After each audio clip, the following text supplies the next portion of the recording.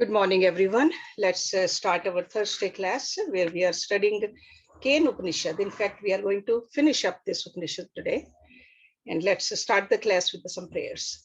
Om Guru Brahma, Guru Vishnu, Guru Devo Maheshwaraha, Guru Sakshat Parbrahma, Tasmai Shri Guruve Namaha. Om Bhu Bhavaswaha, Tatsavitravare Bhargo Devasya Dhimahi.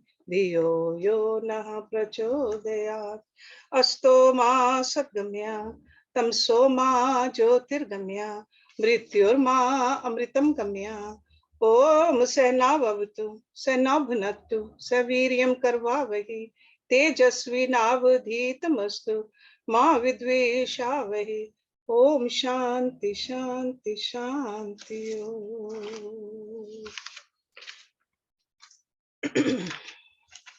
We are in the last chapter of Kenopanishad, the fourth chapter, and we looked at the verse number 4,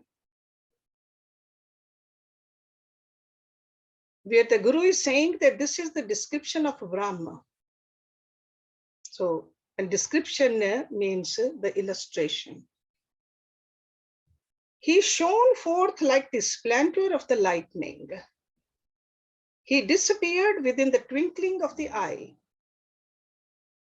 This is the comparison of the Brahma with the reference to the Devas. If you can recall, there was a story mentioned over here. Okay, the arrogance of the Devas and how Brahma appeared and then disappeared, twinkling of an eye. So it's like almost a flashy quickness of the vision of the truth. Okay, in our own meditations, if we are seriously doing the meditation, by staying on the path of sadhana, this flashiness comes. Sometimes in the dreams, sometimes during prayers, sometimes during meditation, or sometimes even when you are walking outside. This realization. Okay. This has to be experienced by ourselves. We can read about others' experiences, we can talk about others' experiences, but ultimately we have to experience it ourselves. It has to become self-evident. Okay. So now let's start the class with verse number 5. Ath adhyatmam yat etad gachati iv cha mana anen cha etat upsmratihi abhikshnam sankalpaha. Ath means now. Adhyatmam. Over here, adhyatma means from the, it's like an illustration or from the microcosm. Adhyatmam. Yat means this, etat which, gachati iv. Gachati means goes, and iv is as it were. So goes as it were. Cha means and, mana, mind. Anen cha. Anen, by the others. Etat this, upasmartihi, one thinks. Abhikshnam, off and on. Sankalpaha. Sankalp is the willing of the mind. That's a sankalp. Say sankalp vikalp. Iti mana. Now, as regards this description or illustration from the point of view of his manifestation as Atma within the body. So that Brahma was outside, but in the body also there's a Brahma as Atma. As one thinks of a Brahma by the mind, and as speedily as the mind wills. What does it mean? That means with the help of the mind, This mind, either we can take it towards the material nature or we can take it towards Brahma. Mind. As one thinks of Brahm by the mind and as speedily as the mind wills. So this Guru is trying to explain this Brahma with this another illustration to us. See the terms used over here in this mantra, gachati eva. Gachati eva. That is a very key word. As though going out. It is not going anywhere. It looks like it's going out. Gachati eva. And abhikshanam. Towards the end of this mantra, abhikshanam means, see, I told you before, it's like off and on, and it really means again and again. And we are familiar with this. That's what our mind does. We are sitting over here, it goes somewhere else. We tell the mind to stay on the light of the Atma, but it wants to go towards something else. Sometimes the pain in the back or in the knees, or even what is smelling outside. Mind goes out again and again. This is the theory of perception, which we discussed earlier in this scripture. The mind alive with Atma. See, that life is given to the mind by the Atma. And it looks like that it's flowing out through the senses to the objects and takes the form of the objects. And when the possessor of the mind comes to the knowledge what the objects are, and we get so absorbed into the objects, we forget where it started. And it fleets so fast, speedily. Thinking about this, and in a few minutes, we don't know where we started from. Mind goes somewhere else. So again, it is a subjective psychological experience that human mind is never at rest. Got to work very hard to make it silent. Mind does become silent when it's doped in tamas, actually.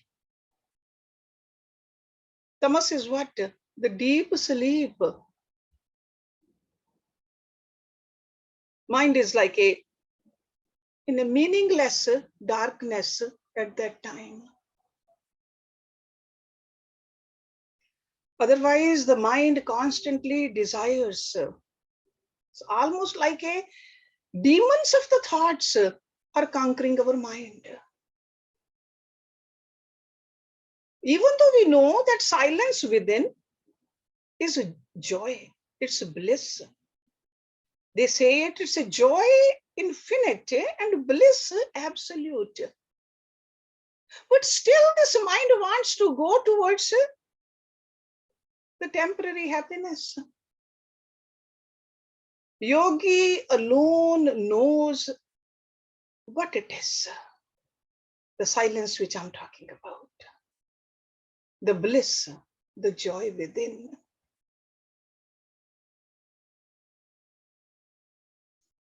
To an ordinary person who has not done the sadhana, it is a weakness. Because of this weakness, there is a storm inside the mind. It's almost like a dreadful commotions and horrible storms. It's almost like a waves in the ocean. We have seen the waves after waves in the ocean. One rises, the other one is ready to rise again. Like a constant movement of the ocean. The same thing, the waves after waves of different thoughts rise up in our mind. almost lashing us. This is what mind is. Suppose a thought wave has just risen. It rises, holds itself for a split moment. That's where you'll see the silence. And if you can increase that split moment into a longer moment, you will see the bliss and the joy. But our mind is, just as the sea is never without the waves, our mind never stops moving.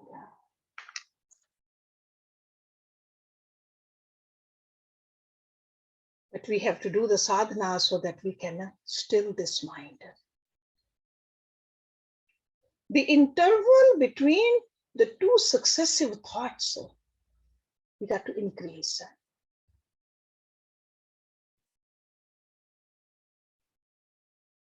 This is the conclusion of the Upanishad. That when the mind is not there, the yogi shall come to experience the truth.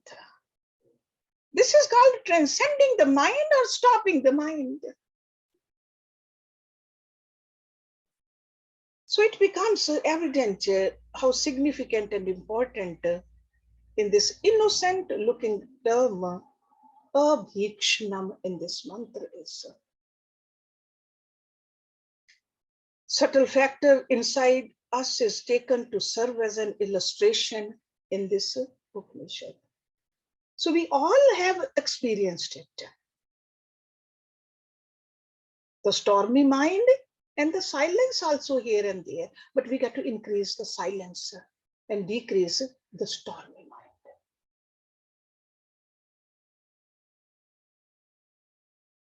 So Guru is explaining the flashy moments of appearance and disappearance of truth. So Brahm comes in a flash, goes away, because mind rises up. Mind creates a problem.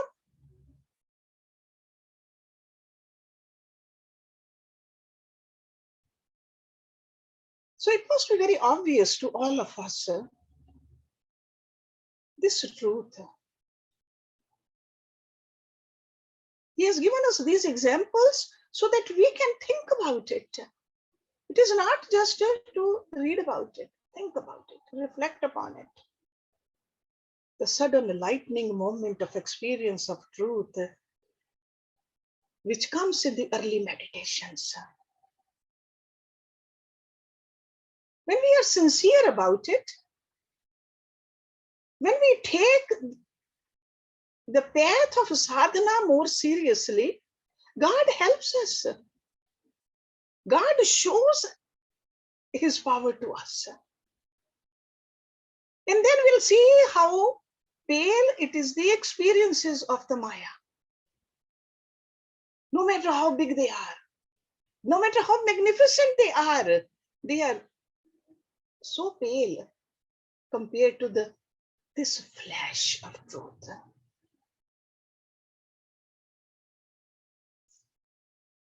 In number 6, he says, Tatha tadvanam nam iti upasitavyam saya etat evam vedabhiha enam sarvani bhutani swanchantihi.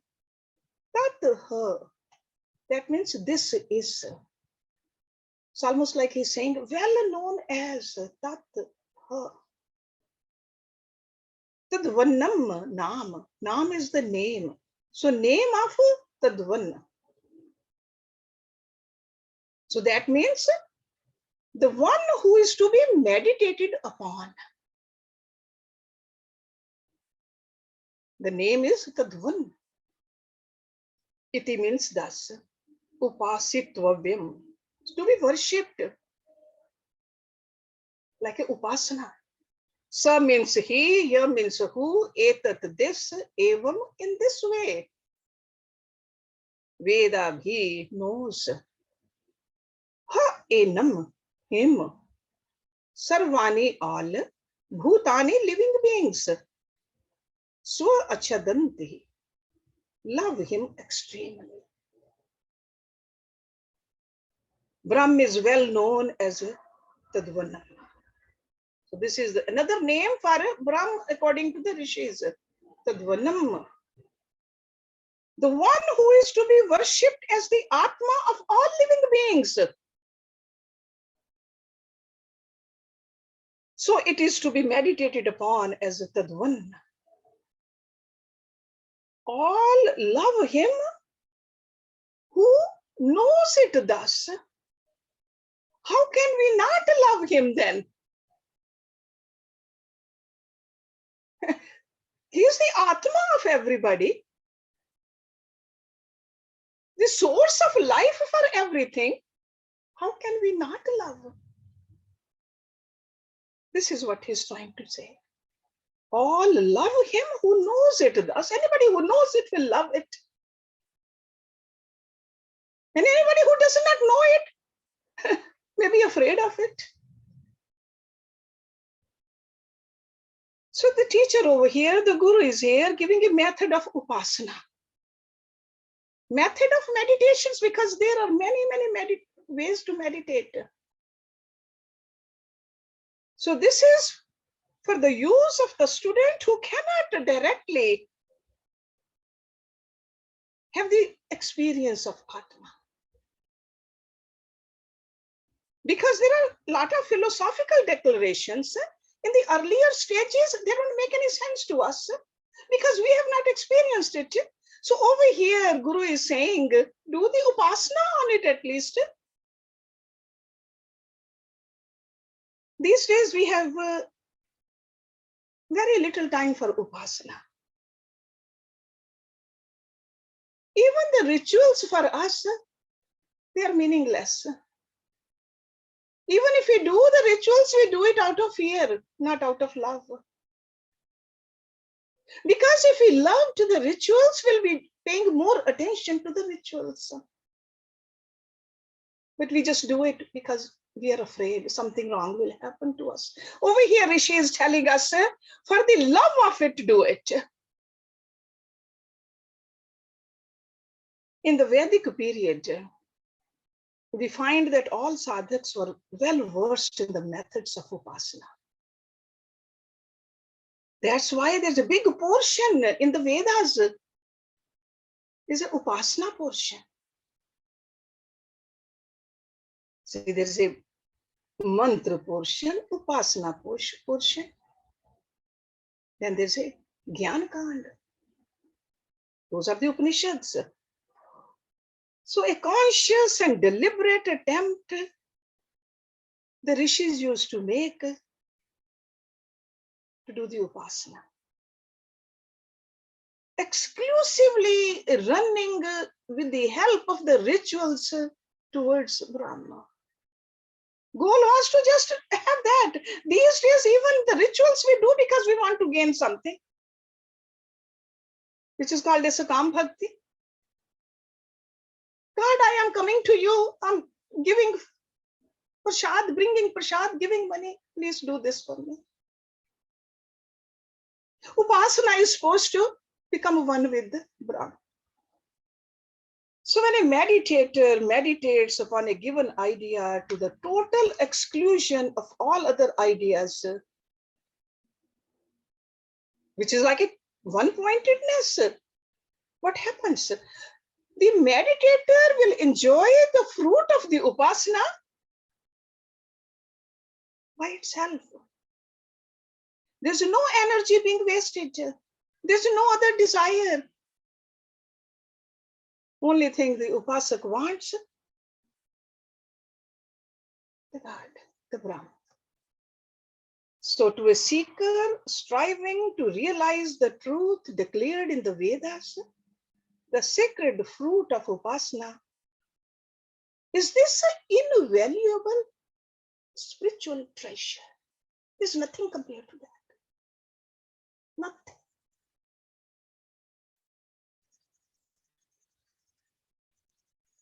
Over here, there's a hint of, because with the upasana is what?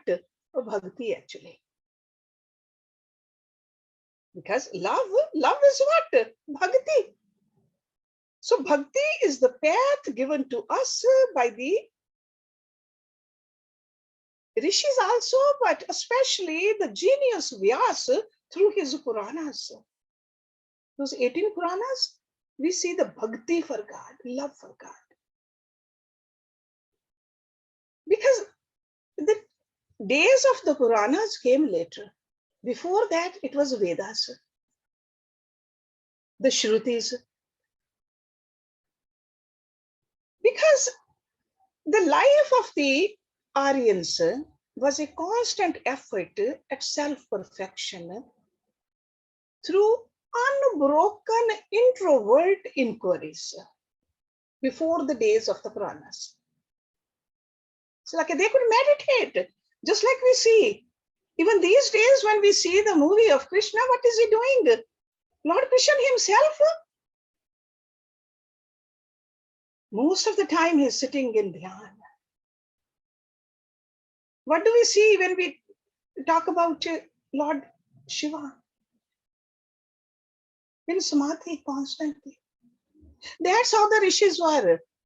That's how the life was.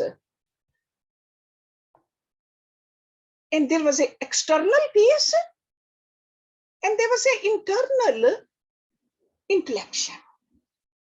That was the life. Just like meditation, devotion also prepares us and purifies us. But if we cannot meditate, at least do it with the devotion. With the equal efficiency, the devotion will make us fit for the higher contemplation of God. Ultimately, there's no difference between a devotion and a meditation. But we got to remember, why are we meditating, on whom we are meditating? If we are meditating any form of God with love, that is a devotion. And when we are doing rituals, thinking about only God, what is that? Only meditation.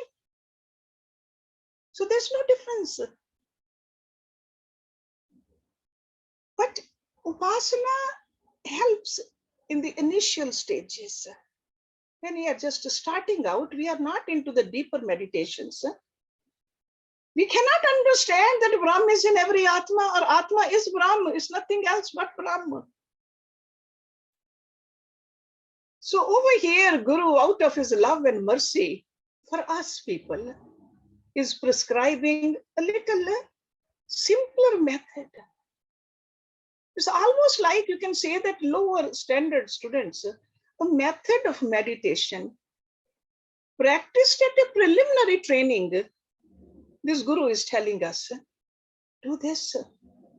Meditate upon the supreme reality as Tad One.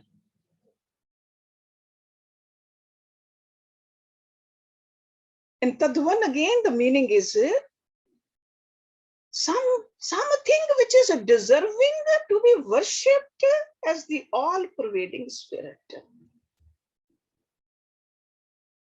And which is Brahma, Tad One.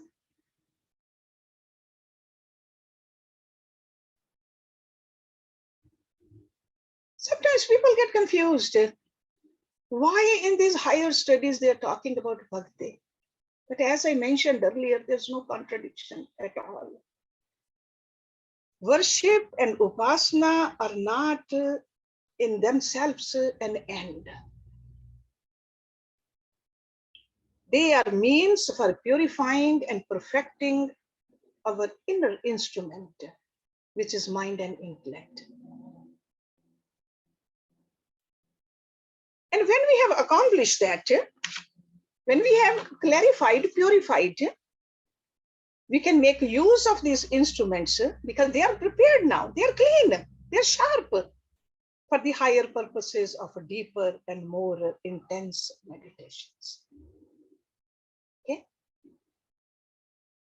So desire prompted worship out. Worshipping to purify. Worshipping because it's my duty to worship. It's our duty to be thankful. So remember, Worship is not the end, it's the means to the end.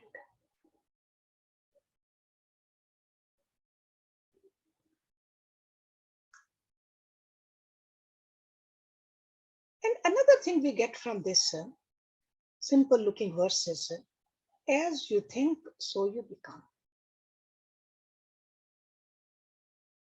This is an eternal principle. All religions in the world work upon this broad principle in nature. So this Upanishad is giving us a clue over here. Guru is saying, he who meditates upon the Lord as a benevolent power, pervading everywhere, vitalizing every being, because it's the Atma of every being. Such a upasak becomes the very thing he meditates upon. As you think, so you become. Upanishadam bho bruhi iti uktaha te Upanishad brahmi te Upanishadam abrabhum iti.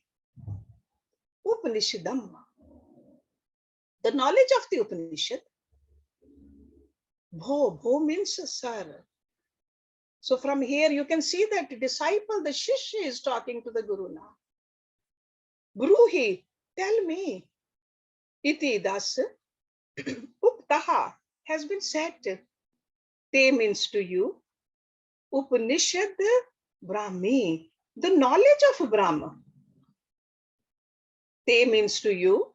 Upanishadam, that knowledge. Abrahum, we have imparted. We have been given. Iti means thus. So disciple is saying, sir, teach me that knowledge. My Guru.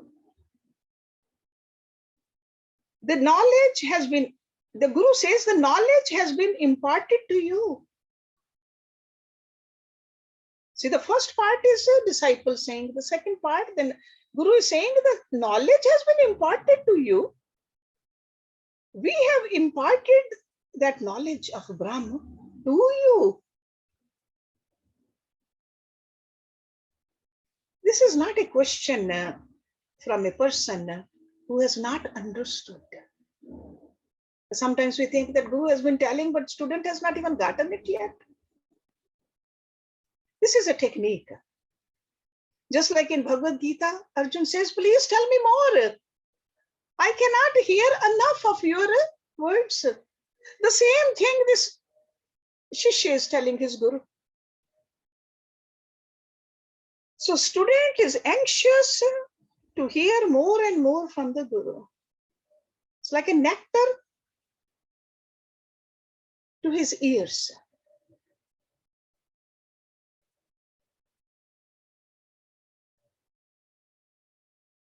Never satisfied. So he says, please teach me knowledge. Teach me more knowledge.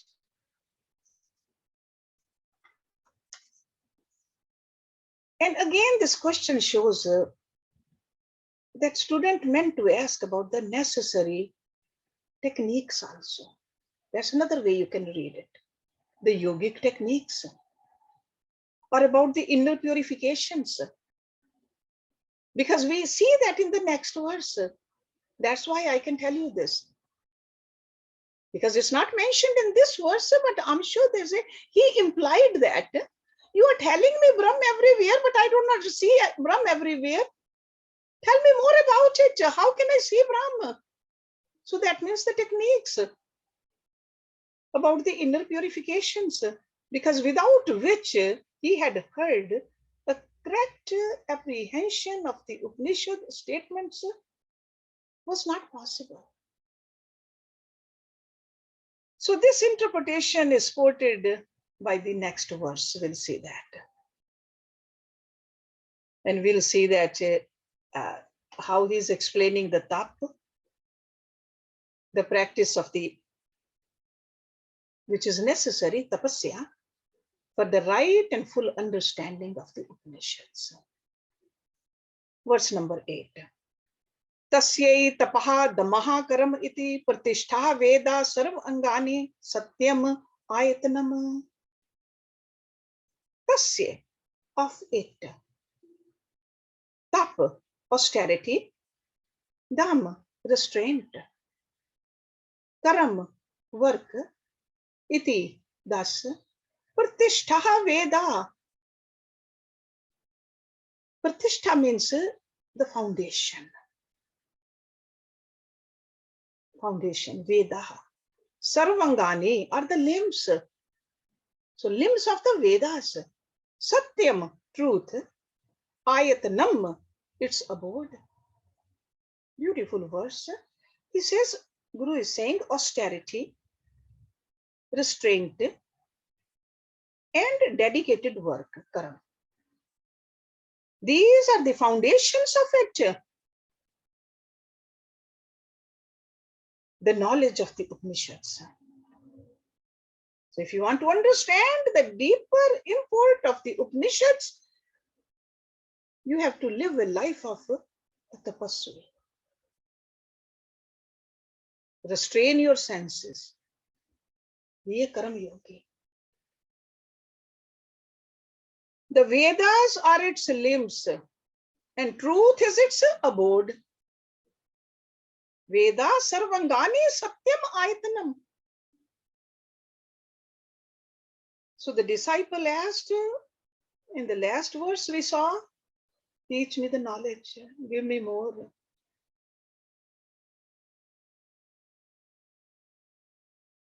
So it implies a demand for a clear declaration from the teacher that Upanishads have actually ended. That's one way we can see that, because Guru was silent after that. But student wanted to know more. And indirectly implies also that the student wants more information. He wants to hear more, he wants more information regarding the technique of the purification. We can see that to our forefathers, those rishis.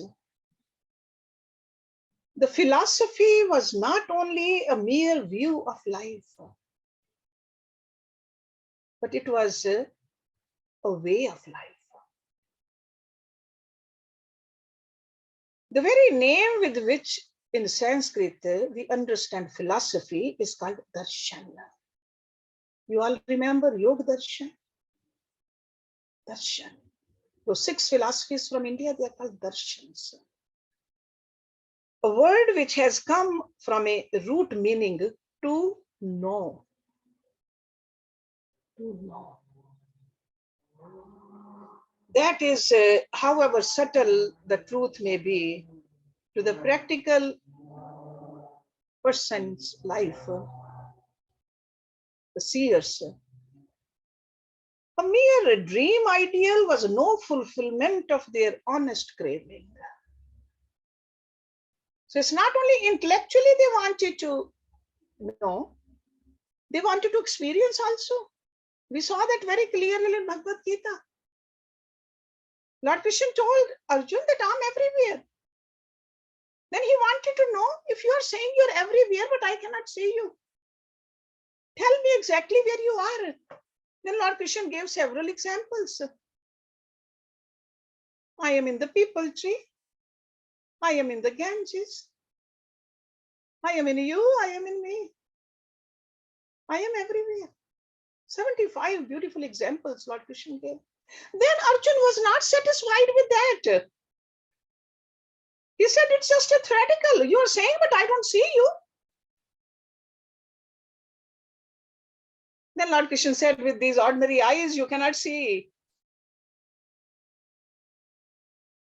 You need Divya Chakshu. And only Guru can give Divya Chakshu. He says, Aham Tadami. I am giving you these divine eyes. Now see. And he could see. So experience. This is what the seers wanted. But we have to purify ourselves. That is our part. If our mind is not pure, our heart is not pure, how can we see them? So our job is the technique which is this student is asking for. And Guru is saying, Tap, dam and karam. He has simplified it. That's why in Bhagavad Gita also, Lord Krishna is the very first thing he tells Arjuna, do your duty, karam. Then he tells him to worship the bhakti. Those are fundamentals. Whenever through intellect they had to come to determine the glories of an ideal,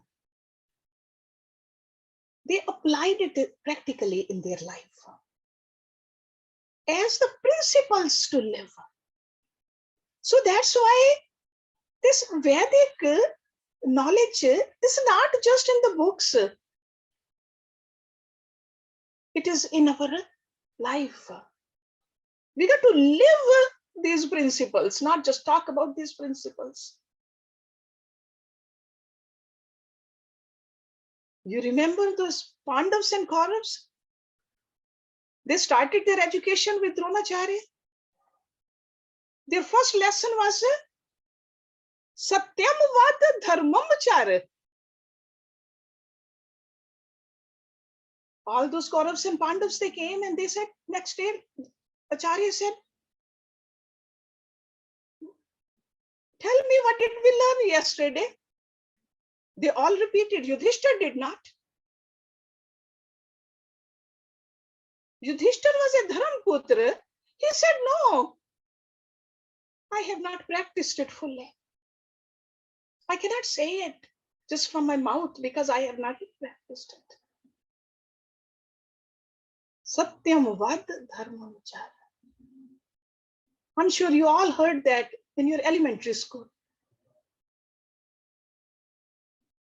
Because these are the words spoken to us in our generation, at least right from the childhood. Are we practicing it? Sure, we want to meditate. Sure, we want to have experience. But are we practicing what we have been taught to purify ourselves or not?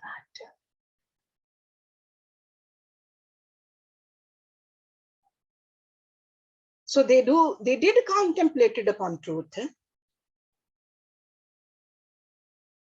They were not satisfied by merely getting at a symbol or an ideal to worship. It was not enough for them to bow down, to kneel at. This Sanatan Dharma, which we call, which we are part of, which we are so proud of to be born as a Sanatan Dharma. Realization is the very watchword. Realization. So naturally, this teacher, this guru, understanding this noble disciples' thirst, not only to know the ideal, but to realize and live and become the ideal himself. He knew what the student wanted. The absolute truth rests upon austerity, tapa, self-restraint, and dedicated selfless work. Karma yoga is nothing but dedicated selfless work. That is a karma. Because regular karma, it creates the bondage. But the karma yoga is the one which frees us from this bondage. These are unavoidable values to be lived by a disciple who wants to transcend these lower layers. Roam into the subtlest layers, because we got to tune up our instrument. Even when we want to see something far or something up there, or something close by, so minute, we tune up that instrument, whether it's a telescope or a microscope. So we are using our mind and the intellect. So we need to tune it up. We got to make it pure, make it clean, and tune it up. Because this truth is the subtlest of the subtle. We know that water is subtler than the earth, fire is subtler than the water, air is subtler than the fire, and space is subtler than the air. But this truth which we are talking about, Brahma, Atma, it's the subtlest of all. So that means the instruments got to be ready. So it can be known, it must be known by all of us, but we got to be ready for it. So a sadhak, unless has the courage to refuse the courtings of his mind, that means the mind which wants to go everywhere, cannot progress on the spiritual path. Remember that, to work on our mind. I would like to stop it here. I'll finish up this verse and the next verse next week, and we'll go through the summary of this Kenopanishad also, because I have a little bit more to tell you about this verse. And time is up, so let's stop it here. Om Purnamada Purnamidam Purnat Purnamudachyate Purnasya Purnamadaya Purnameva Visheshyate. Om Shanti Shanti Shanti. Thank you very much for listening.